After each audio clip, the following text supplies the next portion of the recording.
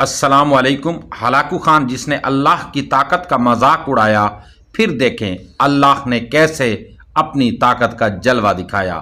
دنیا کا ظالم و وحشی ترین انسان ہلاکو خان اپنے گھوڑے پہ شان سے بیٹھا ہوا تھا۔ چاروں طرف تاتاری افواج کی صفیں کھڑی تھی۔ سب سے آگے ہلاکو خان کا گھوڑا تھا۔ ہلاکو خان کے سامنے قیدی مسلمانوں کی 3 صفیں کھڑی کی گئی تھیں، جن کو آج ہلاکو خان نے اپنے حکم پر قتل ہوتے دیکھنا تھا۔ پھر وہ ظالم بولا، ان کے سر قلم کر دو، اور جلاد نے لوگوں کے سر کاٹنے شروع کر دیے۔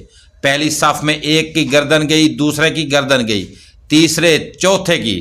پہلی صف میں ایک بے قصور بوڑھا غریب قیدی جو کہ اپنے گھر کا واحد کفیل بھی کھڑا تھا، وہ موت کے ڈر کی وجہ سے دوسری صف میں چلا گیا۔ پہلی صف کا مکمل صفایا ہو گیا۔ ہلاکو خان کی نظروں نے اس بوڑھے کو دیکھ لیا تھا کہ وہ موت کے خوف سے اپنی پہلی صف چھوڑ کر دوسری صف میں چلا گیا تھا۔ ہلاکو خان گھوڑے پہ بیٹھا ہوا، ہاتھ میں طاقتور گرز لیے اچھال کر اس سے کھیل رہا تھا، اور مسلمان ان کے قتل کا منظر بھی دیکھ کر اس کھیل سے خود کو خوش کر رہا تھا۔ جلادوں نے دوسری صف پہ تلوار کے وار شروع کیے۔ گردنیں آن کی آن میں گرنے لگی۔ جلاد تلوار چلا رہے تھے اور خون کے فوارے اچھل اچھل کر زمین پہ گر رہے تھے۔ اس بوڑھے بابا نے جب دیکھا کہ دوسری صف کے لوگوں کی گردنیں کٹ کر اس کی باری بہت جلد آنے والی ہے، تو وہ بھاگ کر تیسری صف میں کھڑا ہو گیا۔ ہلاکو خان کی نظریں بوڑھے پہ جمی ہوئی تھی کہ اب تو وہ تیسری صف یعنی کہ آخری ہے، اس کے بعد یہ کہاں چھپنے کی کوشش کرے گا۔ اس بے وقوف بڈھے کو میری تلوار سے کون بچا سکتا ہے؟ میں نے لاکھوں انسان مار دیے، تو یہ کب تک بچے گا؟ تیسری صف پہ جلادوں کی تلوار بجلی بن کر گر رہی تھی۔ ہلاکو خان کی نظریں مسلسل اس بوڑھے پہ تھی کہ کیسے وہ بے چین ہو کر موت کی وجہ سے بے قرار ہے۔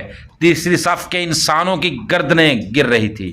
جلاد بجلی کی سی تیزی سے اس بوڑھے بابا کو پہنچا تو ہلاکو خان کی آواز گونجی، رک جاؤ، اس کو ابھی کچھ نہ کہو۔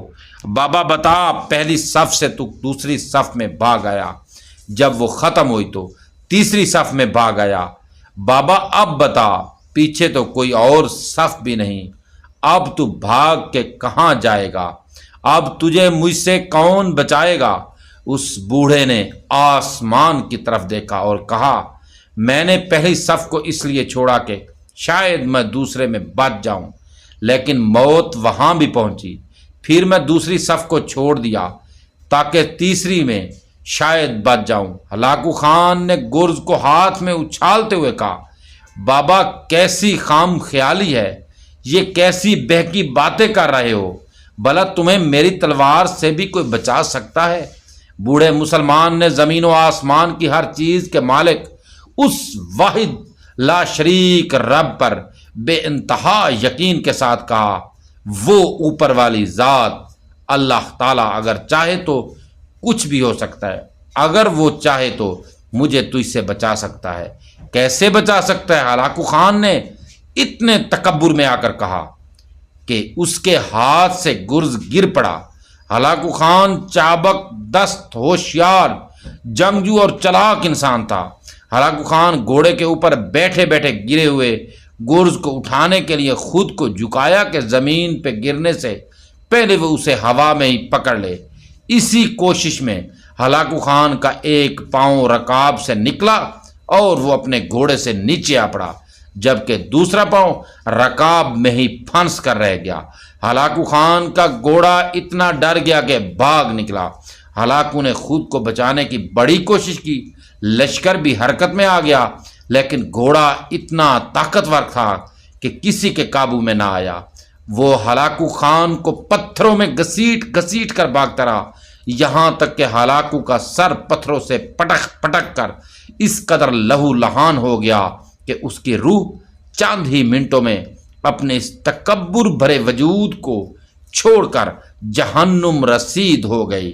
لشکر نے جب بے انتہا کوششوں کے بعد ہلاکو خان کے طاقتور گھوڑے کو قابو کیا تو اس وقت تک اس کا سر برے طریقے سے کچلا جا چکا تھا۔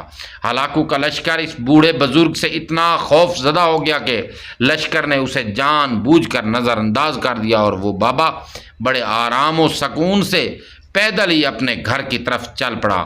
مظلوم کی آہ سے ڈرو، کیونکہ جب وہ اللہ سے رجوع کرتا ہے تو قبولیت بہت دور سے اس کا استقبال کرنے آتی۔